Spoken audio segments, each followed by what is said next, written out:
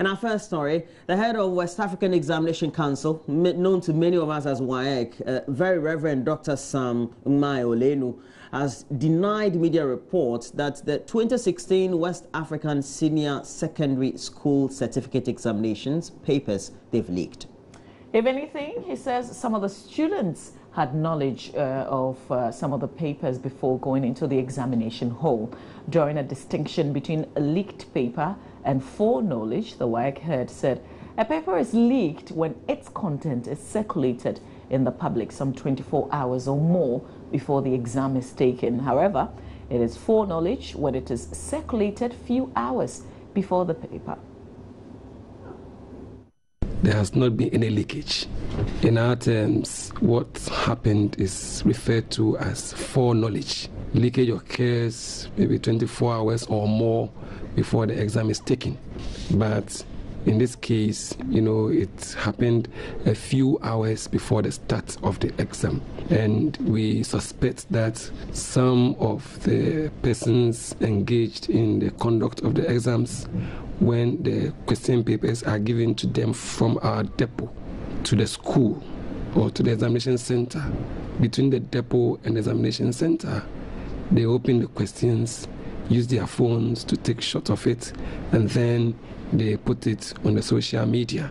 So what is happening is actually not a leakage, but rather is foreknowledge being perpetrated by some of these exam officials, engaged to conduct the exam. When you say you suspect, which individuals are we looking at here? Well, it's between supervisors and invigilators, and of course, most of them are teachers and employees of the Ghana Education Service. But that does not mean that the Ghana Education Service itself is involved. Your office has discovered that some authentic questions also went into circulation. Tell us more about this. Well, exactly as I mentioned, that between the depot, the WAEC depot, where the questions are stored, and the examination centers, and even sometimes at the examination centers, when the questions are issued, are released from our depots for the conduct of the exam, then these persons and their agents use their mobile phone to take a snap of them, and then they put them in the social. WAEC gave us the understanding that anytime there is a leakage, it would not hesitate to cancel the papers. Would WAEC be cancelling the supposed subject that have been leaked? That is why we are saying that this is not a leakage. It is foreknowledge. So we aren't going to cancel any paper that have been written. And the exam is not going to be disrupted in any way. It will run as scheduled. And while the West African Examination Council office in the Ashanti region says its investigations have revealed purported leaked WASSCE papers circulating on social media currently are indeed fake.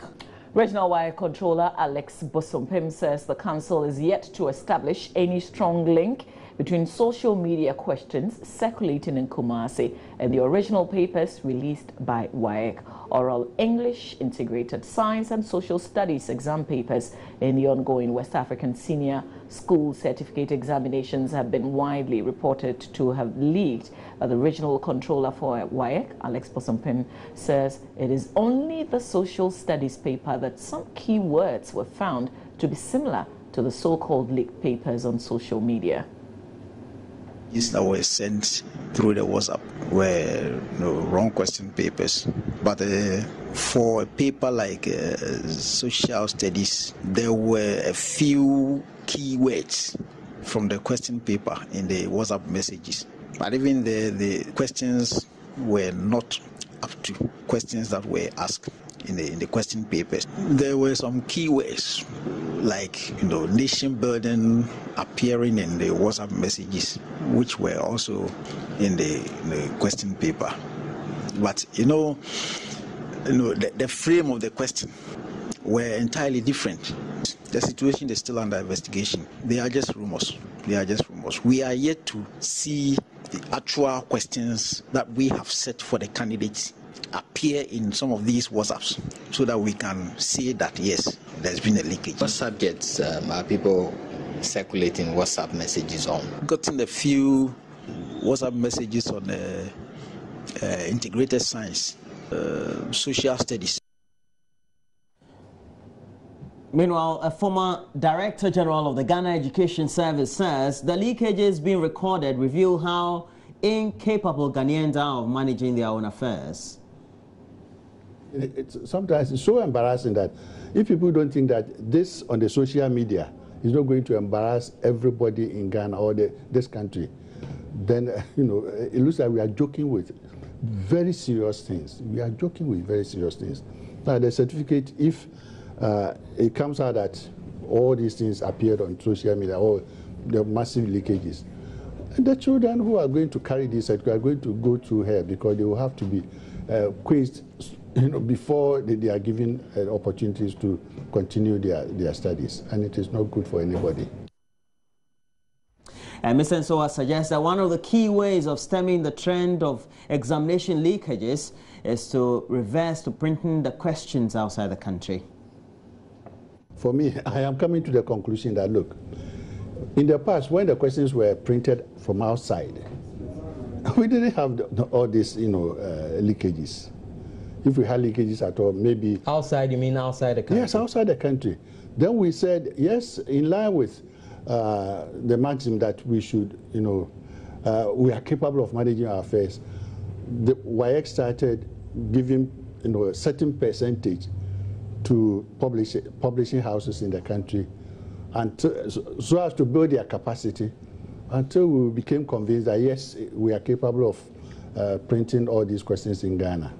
And now we have invested so much to build an ultra-modern printing house with all the gadgets and all the security details. Now we are still getting this. That's an attention to some politics. And 2 NDC executives were arrested at a drama-filled ceremony to confirm Kwekwe Frifa Yamwa Ponko, the president's nominee for the chief executive position of the Jesu Dwabeng Municipal Assembly in Ashanti. Raouf Yusuf and Dixon Alaleba, Deputy Youth Organizer and Deputy Organizer of the Jesu and Dwabeng constituencies, were arrested for rioting and preventing police from maintaining order. Yamwa Ponko's fate was being decided for the second time in 3 months after he failed at a similar attempt. Ohim Interior has more.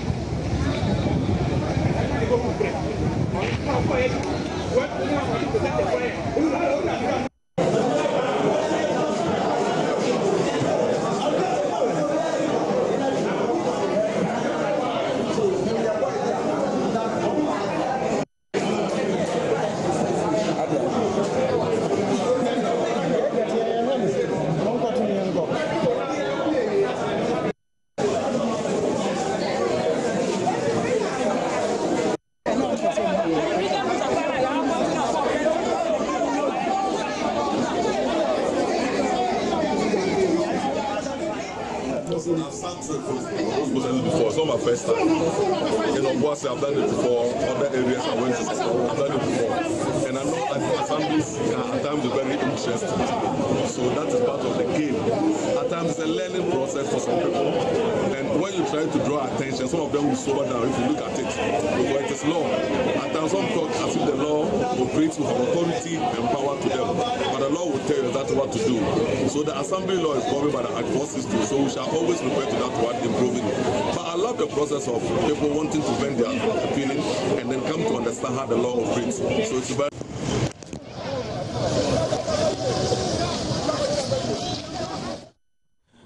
we'll see how that goes. We'll give you a lot more update from our correspondent in Ashanti, special on this very subject, well, a day after, how the presiding members as well as members of the assembly are going about their business on this very subject. Now, let's turn our attention to the subject of the presidency, because the president, John Dramani Mahama, has been speaking at a Deba of Chiefs at Kata in the Volta region over the weekend and stating that the NPP did nothing for the Volta region during the tenure of former President John Agyekum Kufuor. Well, this claim is, however, being contested fiercely by the New Patriotic Party after a news conference by the party in Accra on Tuesday, where the president's comments were described as tribalistic. The Volta regional executives at another news conference on Wednesday in Ho also described it as an insult to the integrity of the chiefs and people of the region. They've asked the president to render an apology to the chiefs and people of the region.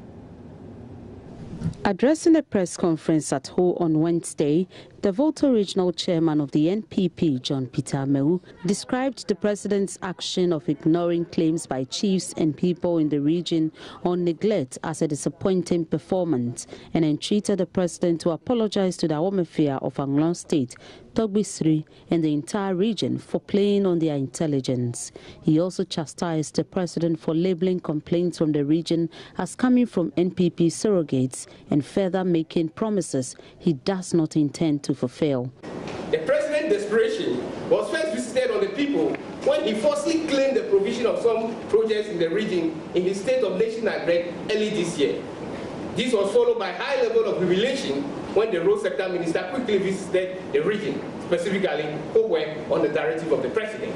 Mr. Amewu also ridiculed the president's comment on the NPP doing nothing for the Volta region and outlined development projects undertaken by the party between 2001 and 2009. Upgrading of Ovenu Senior High School, construction and completion of Vector Technical Secondary School. This was a new project that was undertaken by the NPP.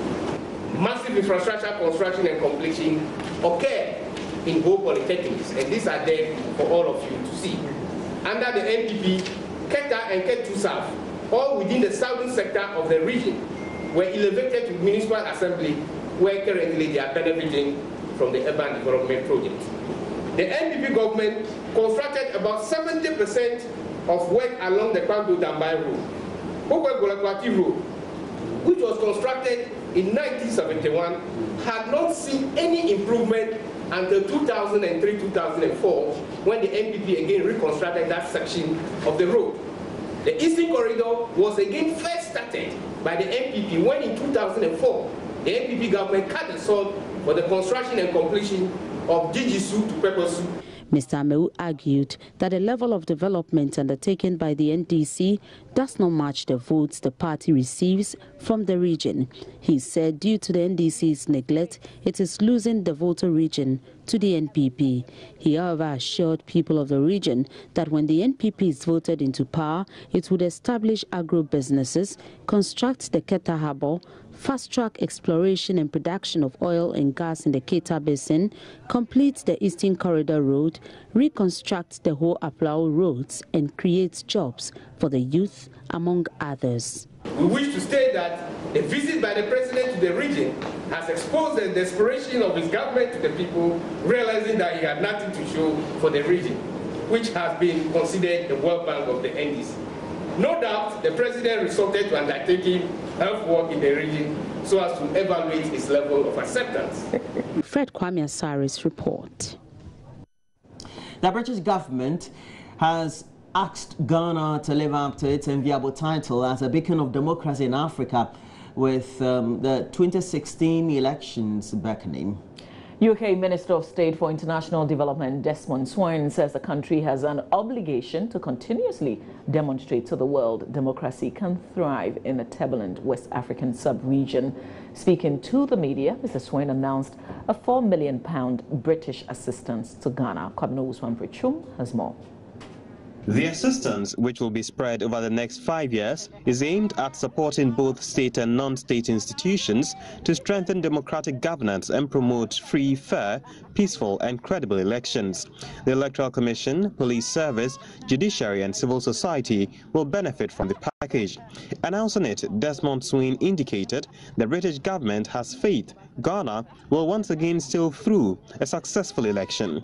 We believe that you are a beacon for democratic values in the region, and we want other countries to envy what you've achieved and to emulate you. There are all sorts of other commitments that the United Kingdom makes to Ghana, and we have a Department of International Development office here in Ghana, but this is specifically for building democratic governance, which of course will involve some elements of supporting the police and security and the judiciary. Chair of the Electoral Commission, Charlotte Osei, pledged the commitment of stakeholders to ensuring the assistance yields the expected results in its 5-year implementation phase. At the end of 5 years, we'll have a stronger, a better resource and certainly a more independent commission.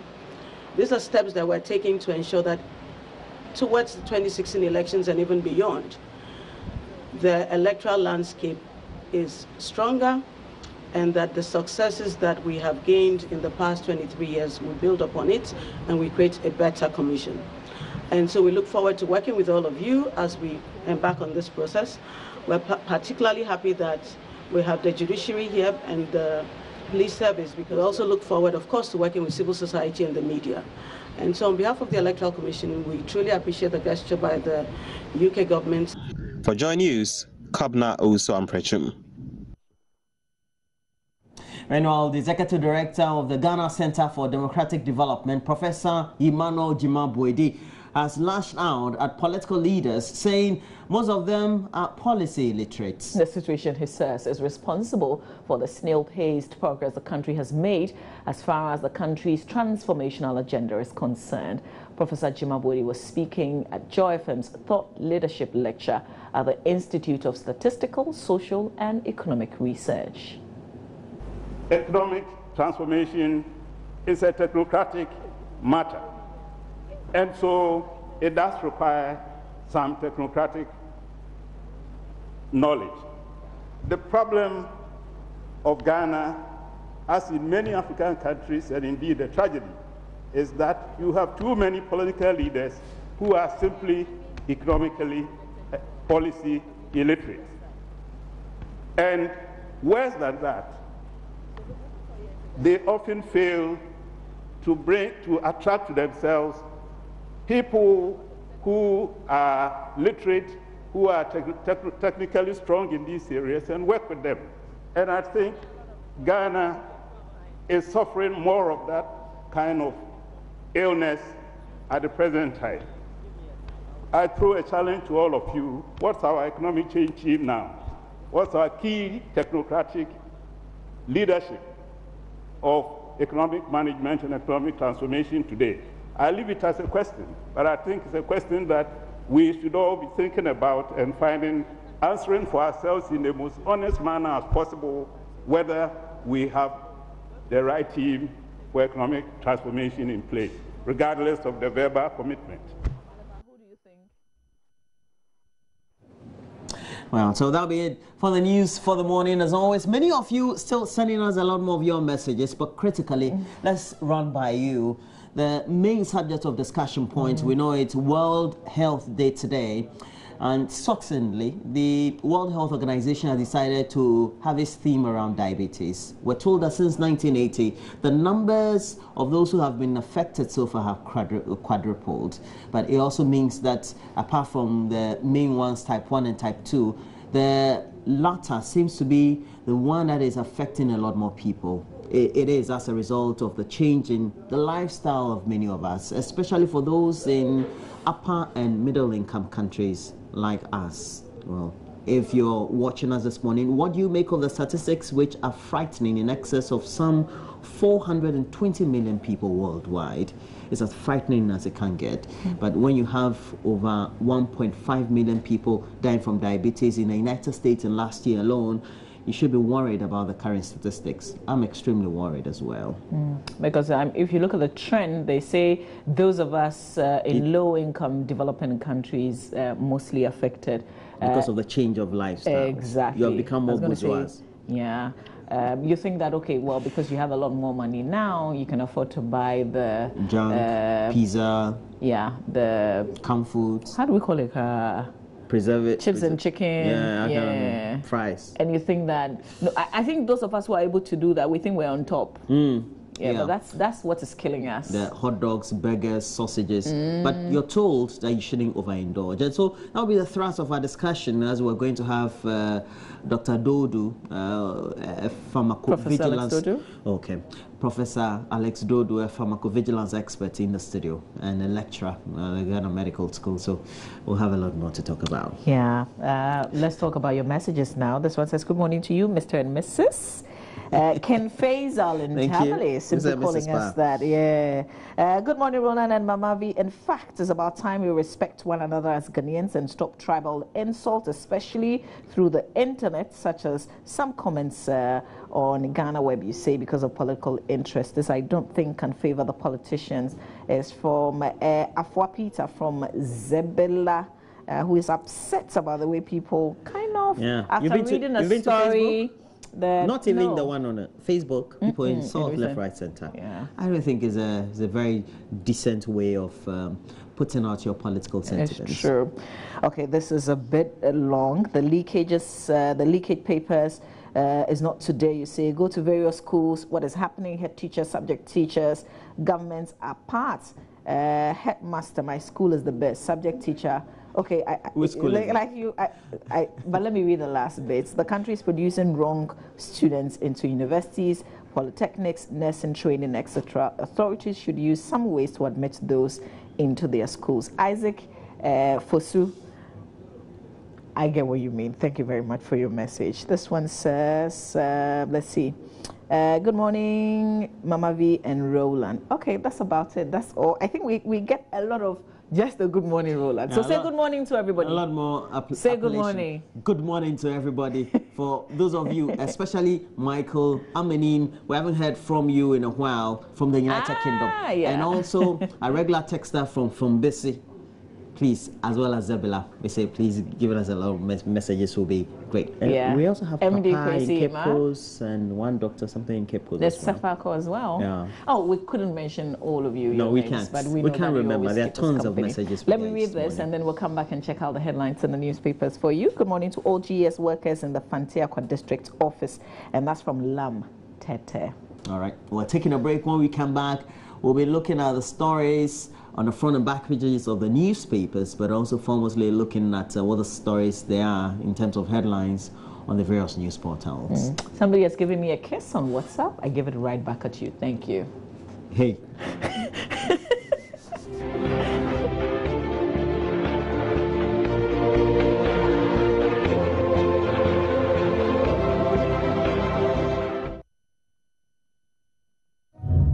Diabetes is a chronic condition linked to insulin, the hormone which regulates the amount of sugar in the blood. There are two variants. Type 1 diabetes, known as insulin dependent, occurs when the pancreas does not produce enough insulin. Among the symptoms, an excessive need to urinate, a feeling of thirst and hunger, weight loss, sight problems and tiredness. Without treatment, the condition can be fatal in a matter of months. The only possible remedy is through daily insulin injections. Previously extracted from the pancreas of animals, insulin is now made synthetically in the laboratory. Type 2 diabetes occurs when the body does not produce insulin correctly to reduce the glycemic levels or the amount of sugar in the blood. It is frequently associated with overweight and a sedentary lifestyle. The symptoms are similar to type 1 diabetes but less marked, so diagnosis can take several years. In time, the condition damages body tissue, increasing the risk of cardiovascular disease. The eyes can suffer lesions to the retina, ultimately leading to blindness, and the nervous system is attacked up to the point where the amputation of limbs may be required. Unlike type 1 diabetes, it is possible to prevent by adopting a healthier lifestyle, watching one's weight, exercising, giving up smoking and eating healthily, in particular reducing the intake of sugar and saturated fats. Type 2 diabetes accounts for 90% of all cases, making it somewhat of an epidemic linked to modern-day lifestyles.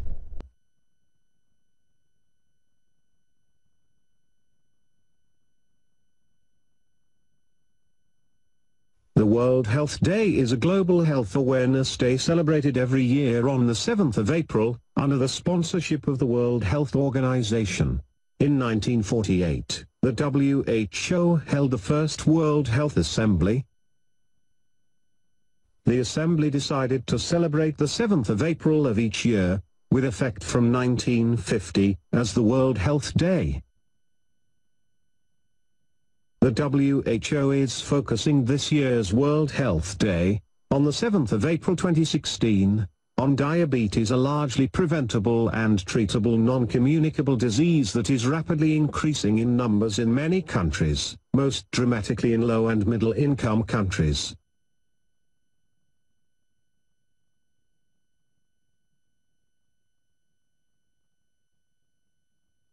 Simple lifestyle measures have been shown to be effective in preventing or delaying the onset of type 2 diabetes, including maintaining normal body weight, engaging in regular physical activity, and eating a healthy diet.